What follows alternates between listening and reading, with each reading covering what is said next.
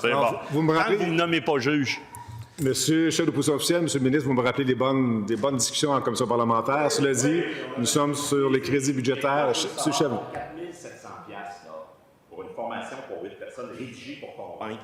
Ils veulent rédiger à qui pour convaincre qui de quoi? Monsieur le ministre, s'il vous plaît, sur la question. Bon, sur la question 5, on est dans une situation où il y a des cours de perfectionnement en anglais. Ensuite, rédaction stratégique par l'École de technologie supérieure et rédiger pour convaincre, principe de rédaction stratégique. Vous savez, on est en relation canadienne.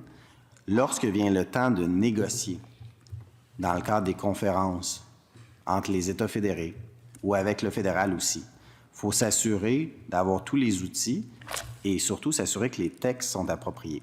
Alors, moi, je n'ai pas d'enjeu à ce que les gens suivent davantage de formation pour être outillés lorsqu'ils arrivent dans les négociations. Depuis tout à l'heure, vous nous dites qu'il faut aller chercher notre part. Ben oui. Il faut s'assurer que les textes aussi soient conformes. Alors, il faut développer les compétences à l'interne, notamment. J'espère que, fort de cette formation-là, la prochaine rédaction va nous aider à avoir notre part du butin. Parce qu'en transport collectif et en santé, la rédaction n'a pas été très stratégique ni convaincante. Je ferme la parenthèse. Autre montant, Monsieur le Président, voyons donc, renseignements généraux, 6.1. Question 6.1, renseignements généraux. D'abord, question, ministre, confirmez-moi, n'est-il pas vrai que des contrats peuvent être donnés de gré à gré dans la mesure où c'est en dessous de 25 000 $, n'est-ce pas?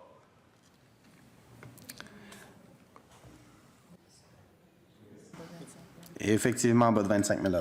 Parfait. Fairmont, Château-Laurier. Réception de la Fête nationale du Québec à Ottawa, 24 000 $. Étiez-vous présent à la Fête nationale du Québec à Ottawa? Parce qu'à ce prix-là, il y aurait sûrement eu des petits fours pour vous également. Je n'y étais pas présent, mais j'ai bien l'intention, à la prochaine Fête nationale, qui est organisée par la délégation du Québec à Ottawa, de faire en sorte d'être présent. Parce que c'est un moment, notamment, pour faire des liens, s'assurer que le Québec soit entendu et puisse faire des liens avec l'ensemble des personnes. Il y avait plus de 300 personnes l'an passé à la Fête nationale. Et d'ailleurs, je vous y invite aussi parce que plus on sera d'ambassadeurs du Québec dans la capitale fédérale, à ce moment-là, je pense que c'est important de mettre l'accent à ce moment-là sur notre Fête nationale à proximité du 24 juin, de dire aux parlementaires, aux sénateurs, aux gens de la fonction publique fédérale, le Québec est présent et sachez que nous sommes une délégation dynamique et justement pour faire des liens. Parce que quand vous dites qu'il faut revenir avec l'argent, rendez-nous notre butin, comme vous l'avez dit, mais il faut avoir des liens. Puis vous avez dit, je suis bon dans les relations interpersonnelles, mais on va en développer des relations interpersonnelles. Non, mais là, on va y aller ensemble, si vous voulez. Si vous aviez été là, ça aurait été une 6e rencontre sur la liste des 5 qu'il y a eu entre votre prédécesseur et ses homologues. Mon point, c'est que trouvez-vous décent que dans le contexte économique actuel des finances publiques, avec le déficit de 13,6 milliards, vous venez de vous engager, puis corrigez-moi si j'ai mal compris, de dépenser un 25 000 $ pour fêter la Fête nationale du Québec au Château-Laurier à Ottawa. Vous trouvez ça décent? On est dans une situation où il faut s'assurer de pouvoir établir des relations et des contacts avec l'ensemble des partenaires de la Fédération canadienne.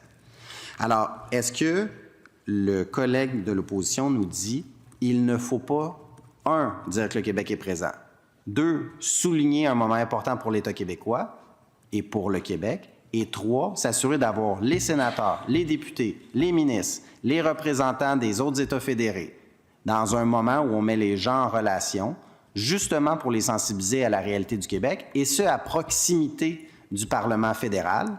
Et donc, l'hôtel, le Château-Laurier est à proximité. Et moi, je pense, comme c'est le cas pour les différentes délégations à travers le monde, il doit y avoir des activités de diplomatie, notamment d'influence, notamment de diplomatie parlementaire, parce que ça permet d'ouvrir des portes pour conclure des ententes qui vont être bénéfiques pour le Québec. Et vous ne pouvez pas faire ces liens-là sans payer 25 000 $ au Fairmont Château-Laurier? On est dans une situation où c'est un événement pour souligner la présence du Québec dans la capitale nationale. Allez-vous le refaire en juin prochain, 25 000 $?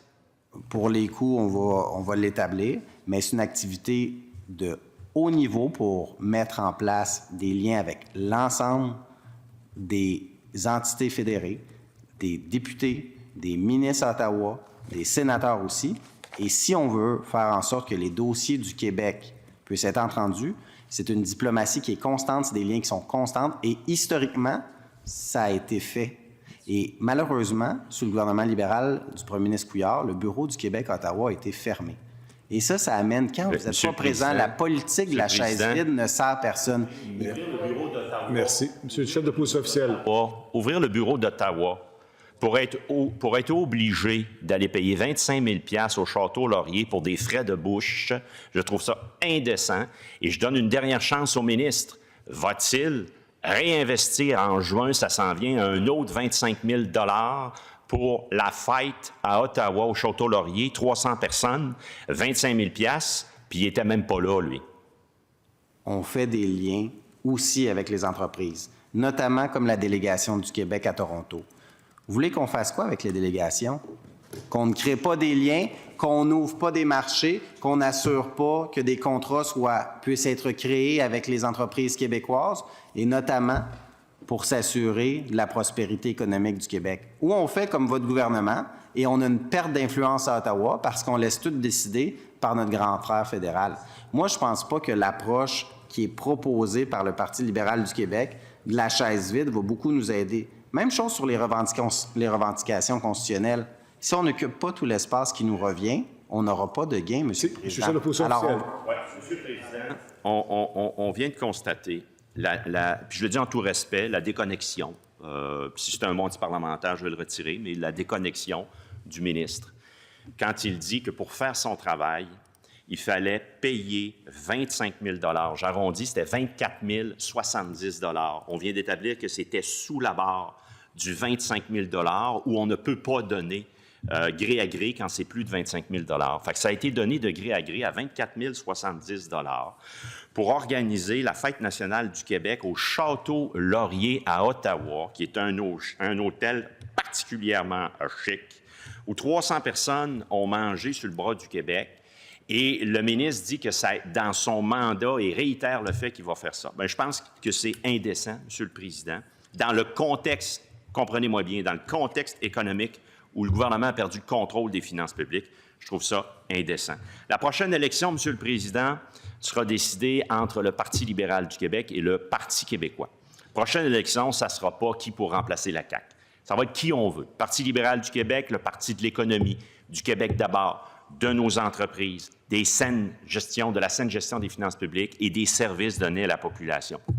Versus, ça c'est le Parti libéral du Québec, versus le Parti québécois, où là, ce sera un référendum sur la souveraineté, ce sera la turbulence économique, et ce sera sur l'incapacité d'offrir les services publics, comme on l'a vu malheureusement sur le gouvernement de Mme la première ministre Pauline Marois. Alors, celles et ceux qui constataient la fin de régime de la CAQ, gardez espoir, ça achève, il leur reste juste un budget. Merci beaucoup, monsieur.